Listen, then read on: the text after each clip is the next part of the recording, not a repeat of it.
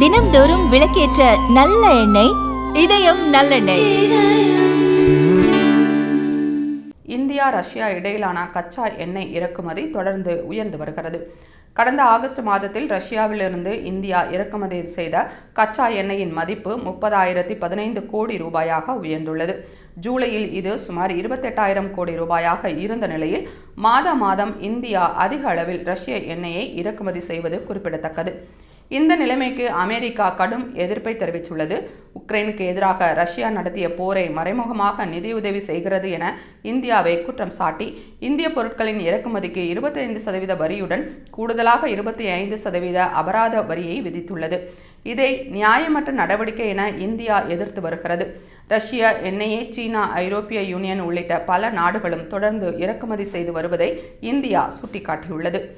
மத்திய அமைச்சர்கள் பலரும் அமெரிக்காவின் இந்த அழுத்தத்தால் இந்தியா ரஷ்ய எண்ணெயை வாங்குவதை நிறுத்தாது என்றும் நாட்டின் நலனை கருத்தில் கொண்டு தொடர்ந்து வாங்குவோம் என்றும் தெரிவித்துள்ளனர். இதனைத் தொடர்ந்து அமெரிக்க அதிபர் ட்ரம்ப் இந்தியா மற்றும் சீனாவிலிருந்து இறக்குமதி செய்யப்படும் பொருட்களுக்கு 100% வரி விதிக்க வேண்டும் என ஐரோப்பிய யூனியனை வலியுறுத்தியிருந்தார். ஆனால் ஐரோப்பிய யூனியனும் ரஷ்ய எண்ணெயை மற்றும் எரிவாயுவை தொடர்ந்து இறக்குமதி செய்கின்றன.